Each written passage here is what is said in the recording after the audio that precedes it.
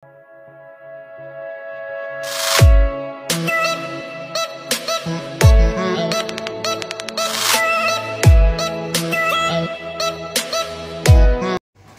guys, good morning everyone. At magandang buhay po sa ating lahat, okay? Welcome to my YouTube channel and welcome back again to my vlog. At the same time guys, nandito po ako sa likod ng bahay kung saan ang aking workshop ay nandito, okay? May ginagawa po kaming isang window type aircon. Ayan. Kakargahan po namin ito ng Freon, okay? Mahina siyang lumamig. Ang kanyang problema, lumalamig siya kaya lang mahina. Meaning, kargahin na po siya ng Freon. So guys, samahan niyo po ako guys. Ituturo ko po sa inyo ngayon kung paano, how to recharging. Okay? How to recharging window type aircon. Okay? Samahan niyo po ako guys.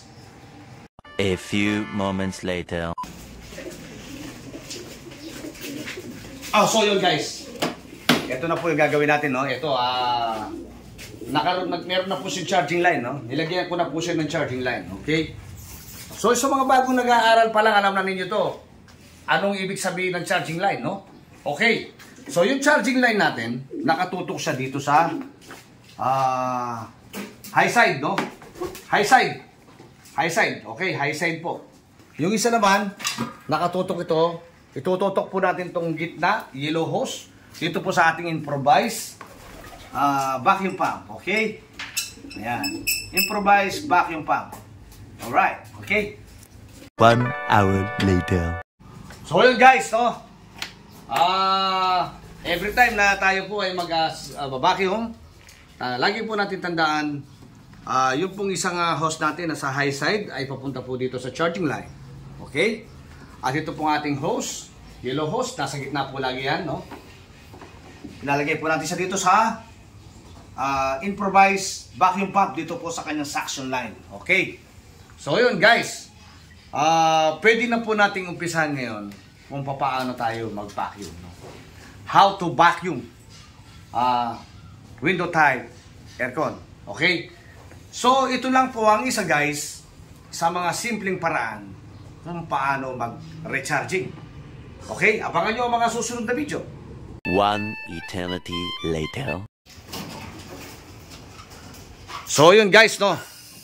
Isinaksak na po yung ating vacuum, no? Yung ating improvised vacuum.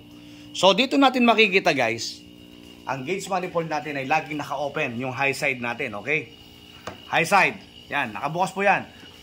Kapag po tayo nag-vacuum, ayan, no? Lagi po natin tandaan, yung isang yellow hose ay nakatutok sa suction line. Okay. Ayan o guys, ayan. Ayan, ganyan lang po kasimple guys. Nagbabaki na po siya guys, ayan o. Isa lang po yan sa mga paraan, simpleng paraan po, kung paano mag-recharging ng isang window type aircon. So yan, gagawa lang po kayo dito ng makikita naman po ninyo guys, bawat isa sa mga window type aircon ay mayroon ng kabitan ng charging line. Kakabitan nyo lang po siya ng nasa sa inyo po yan guys. Ayan po siya oh. Kung gusto nyo capillary o direct ng ida-direct na po ninyo itong access valve natin doon sa ano. Pero para sa akin guys, mas komportable ako kapag ang charging line ay ginamitan natin ng capillary para hindi nabibigla ang pagpasok ng ating Freon. Okay? So yan, isa po yan sa proteksyon ng ating makina para hindi po nabibigla. Okay? Ang pagpasok ng Freon. So yun guys. Kapag po ito, after 30 minutes, ayan, kita nyo na-vacuum na, pero kahit na na-vacuum na yan at bumaba na yung gauge manifold natin, hindi pa po yan nababacuum ng lubusan. Alright. Okay.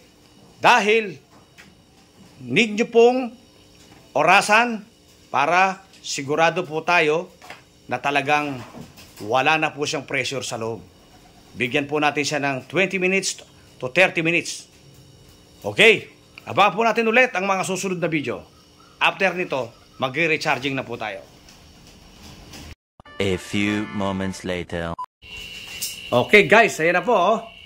After 30 minutes, isasarado na po natin yung gauge. Ayan, sabit muli. Okay. Ngayon, bubunutin na po natin yung ating unplug na natin. Okay, nakaka-unplug na.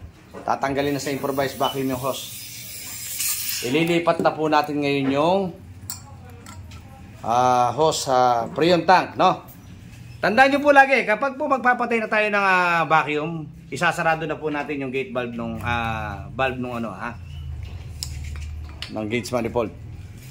Okay, bubuksan na yung tangke. Ayan na. Hawak mo dun. So, ipapasok na po natin ngayon yung Freon. Yun. Sige, sabi ko lang. Pasok. Ayan. Kaya mo na sa pumapasok. Papasok mo na lahat yun. Hindi naman sobra yan.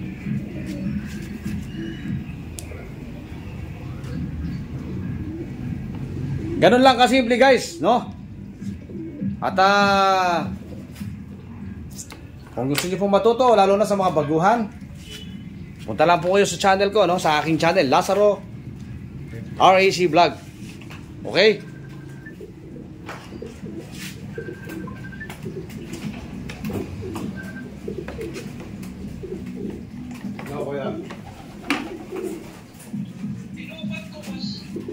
One eternity later. Yan, nandun po siya sa 100 PSI, no?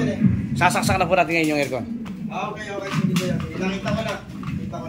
Okay. Hinahanap ko na lang yung frame niya. Okay. Switching. Switch. Go. Ayan, no? Kung mapapansin nyo guys, bumaba yung gauge manifold natin. Ayan, okay.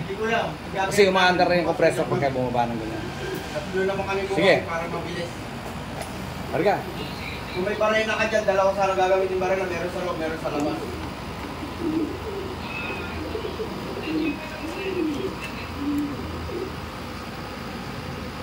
So yun guys.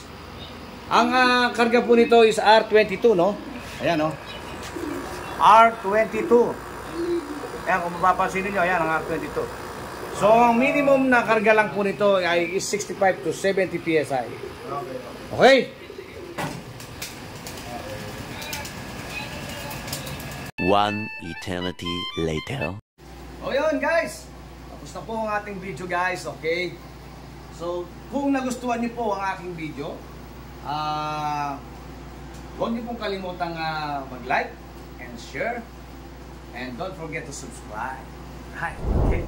At huwag po natin kalimutan, pindutin ang notification bell para lagi po tayong updated sa ating mga video. Yun guys, no? Maraming salamat po at magandang buhay po sa ating lahat and thank you for watching.